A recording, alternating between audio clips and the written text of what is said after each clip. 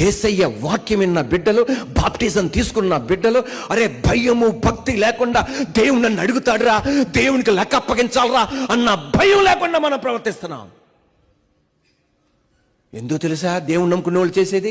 వీడు మోసం చేయడురా, వీడు సిగరెట్ తాగడరా, వీడు బ్రాందీ తాగడరా అని అడుగు పెడితే దానికన్నా భయంకరంగా జీవిస్తున్న లోకంలో నా దేవుడు అనేది, నా బిడ్డలారా నా నామాన్ని మీరు అవమానపరచకండి, మరలా నా వైపు తిరగండి.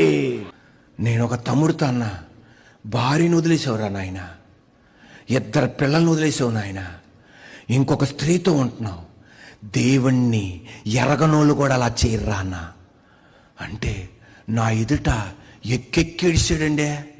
నేను అనుకున్న ఇడు మారిపోయాడని, మరలా మామూలే 3 పూలు అని అడుగుతున్నాడు.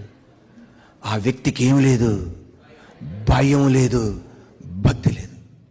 భర్త ఆ భార్యని బిడ్డల్ని నీ బతుకు నువ్వు బతుకు అని నువ్వు ఎంజాయ్ చేస్తున్నావే, చూస్తున్న దేవుడు ఊరుకోడు. ఆ పిల్లల మొర్ర దేవుడు వింటాడు. వాళ్ళ ఆకలితో నలిగిపోతున్నప్పుడు వాళ్ళ మొర్ర వింటాడు. వాళ్ళు స్కూల్ ఫీజు కట్టలేనప్పుడు ఆ మొర్ర వాళ్ళ వింటాడు. అది నీకు హానికరంగా మారుతుంది, అది నీకు వేదనకరంగా మారుతుంది. రూతు ఏదో దేవుని నమ్ముకున్నోడిని పెళ్లి చేసుకుంటే బాగుపడతావురా అని అందరు చెప్తే టోటల్ రివర్స్. కానీ ఒక ఆమె చెడును భరించింది.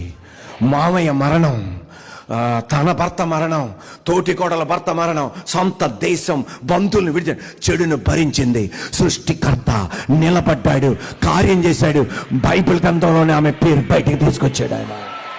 ఇప్పుడు ఈ రోజున చెడు భరించాల్సి వస్తుంది. ఈ మాట ఆమెనండి. ఆరు రెడీ?